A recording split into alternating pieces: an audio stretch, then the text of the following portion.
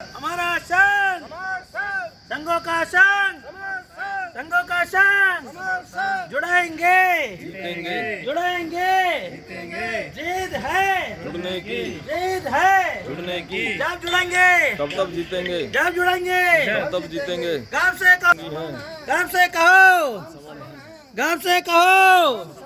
अरे सेल्फी ले रहे थे क्या? अरे भाई मैं आपकी वीडियो बना दूं। चलो बन गए, चलो जय भीम। आदेश हुआ है कि संघवाद के ऊपर चर्चा करो। संघ हमारा जो है समर संघ बहुत ही महत्वपूर्ण है। इसका चौथा गोल्डन रूल है और एक एक गोल्डन रूल पर काफ़ी विस्तृत चर्चा सभी लोग कर रहे हैं।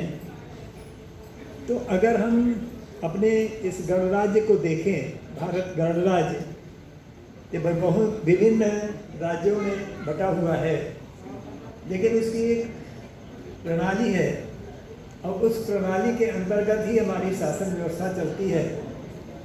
उसमें अगर हम देखें तो न व्यक्तिवादी, न परिवारवादी, न पैसावादी, न जातिवादी, न प्रांतवादी, न भाषावादी, न परंपरावादी, न संतवादी, न मठवादी, न प्रधानवादी, न भाषणवादी, न चंदावादी, न भक्तिवादी, न सनकवादी, न डिग्रीवादी, न गुरुवादी, प्रमुखवादी, नेतावादी, अहमवादी, प्रतिरोधवादी, दिखावावादी, संगठनवादी, अवसरवादी, अवसरवादी, प्रशंसावादी, चमचावादी, चेहरावादी, पोषकवादी, टोपी,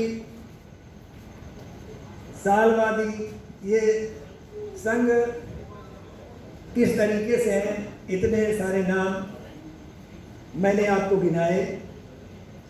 इन सब में अगर आप देखें तो संघवाद ही प्रमुख है।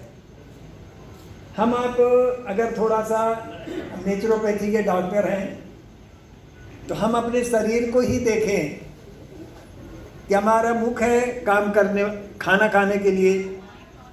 खाना हमको अच्छा लगता है, जीभ कहती है कि हम ये खाना अपने पास रखेंगे, तो क्या रख सकती है, स्वाद तो हमने ले लिया। अगर पेट में नहीं जाएगा तो पेट हमारा जो है सिकुड़ जाएगा और हमारा शरीर कृशकाय हो जाएगा।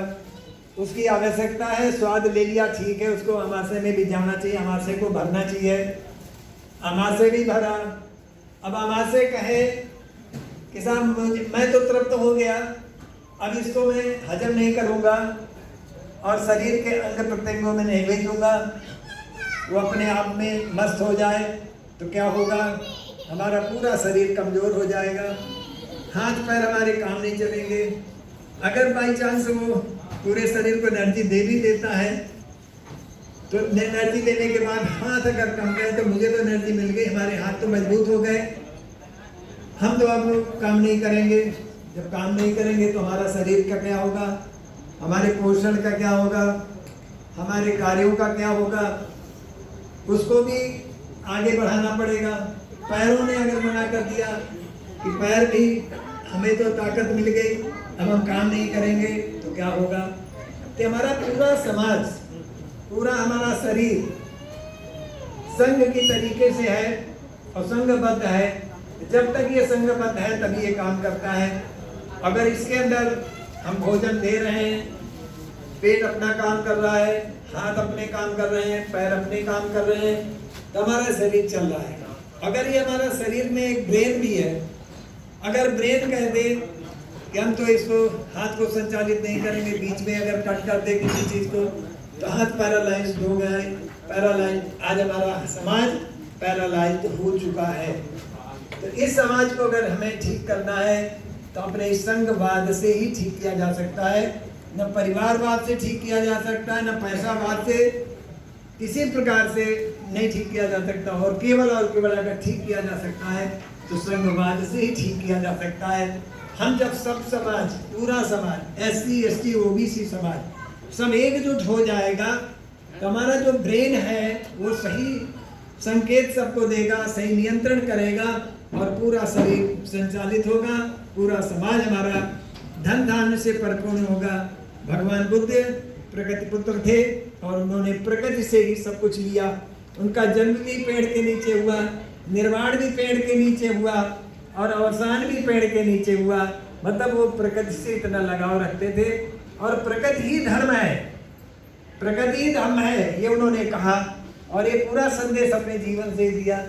तो कहने का तात्पर्य हम संघवादी बने, न परिवारवादी बने, न पैसावादी बने, किसी प्रकार के अन्य बातों से हम अपने आप को अलग करके सिर्फ और सिर्फ संघवादी बने।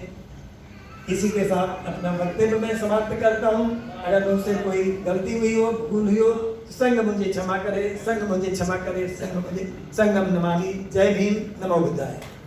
साधु साधु साधु। अगले हमारे साथी एडवोकेट अभिषेक राज सिंह सर तैयार हैं।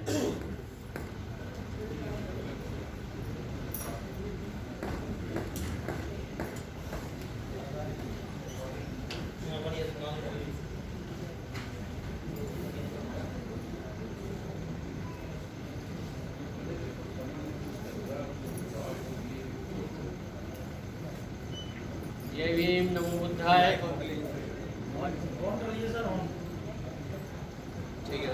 हेलो सभी समणी भाई और बहनों को जय भीम, नमो बुद्धाय। मैं यही लखनऊ का निवासी हूँ। डॉक्टर रमेश चंद्र राम है, स्वास्थ्य विभाग में कार्यरत था। ये मेरी पत्नी है माया देवी। संघ के बारे में भी सभी लोगों ने, पूर्व वक्ताओं ने बताया, बहुत पुरातन है, बहुत पुराना है, बरसों पुराना है, आज का नहीं है। समण संघ इतना पुराना है, भगवान बुद्ध 2600 वर्ष पहले पैदा हुए थे, उनके पहले भी संघ था। इसमें एक शब्द दिया है पद, यानी उस समय पद नहीं हुआ करता था। भगवान बुद्ध ने अपना एक पहला संघ बनाया था जब उनको ज्ञान प्राप्त हुआ। उसके बाद में उन्होंने पहला संघ बनाया तो उसमें भी कोई पद नहीं था, कोई संघ वाहक नहीं था या ऐसी कोई चीज। 5 लोगों का संघ बनाया था, 5 से भी 60 हुआ, फिर बढ़ते चले गए। पद ये शो करता है अहंकार, मैं। आप लोग विभिन्न पदों पे अगर काम करते होंगे तो उसमें होता मैं तो इस पद पे काम करता हूँ, कहने में भी आता है।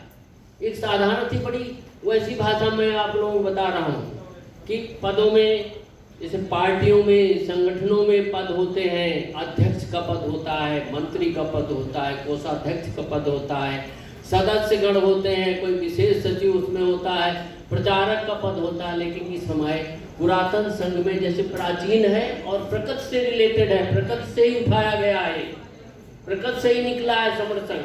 इसमें कोई पहले पद नहीं होता था। जब पद नहीं है तो ऊंच नीच की बात नहीं होती है, सब समान थे। जैसे आज हम समानता की बात अगर करें तो जैसे हम लोग जब कभी बैठते हैं तो समान रूप से बैठते हैं। आज भी सब लोग कुर्सियों में बैठे हुए हैं। जब कभी जमीन में संगति होती है तो उसमें जमीन में बैठते हैं, गोले में बैठते हैं, बीच में बैठ करके वहाँ समानता प्रदर्शित होती है। ऐसे में मंच वाली बात बाद में आता हूँ तो मंच में ये होता है, एक ऊपर हो गया, एक नीचे, एक वक्ता है, एक श्रोता है। तो सुनने वाले को लोग समझते हैं कम जानता है, तभी तो मेरी बात को कायदे से सुन रहा है। और वक्ता अपने को थोड़ा सा ये महसूस करता है कि मैं विद्वान हूँ, मैं ज्यादा ज्ञानवान हूँ, मैं ज्यादा अच्छा जानता हूँ।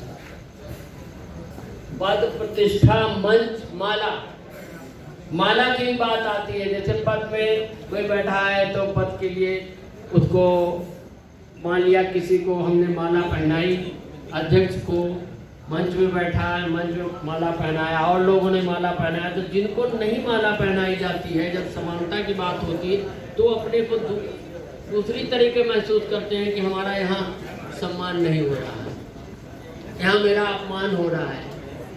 टोपी नहीं पहनाई गई, मंच नहीं, पटका नहीं पहनाया गया, शाल नहीं उड़ाई गई।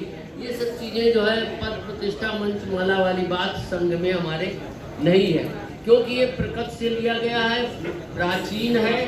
उस समय भगवान बुद्ध के समय भी देखिए तरह तरह के संघ थे, लेकिन उन्होंने कभी कुछ नहीं, संचालक नहीं था। वर्तमान में एक संघ ऐसा है जहाँ संचालक है, लेकिन समर संघ में कोई संचालक नहीं था।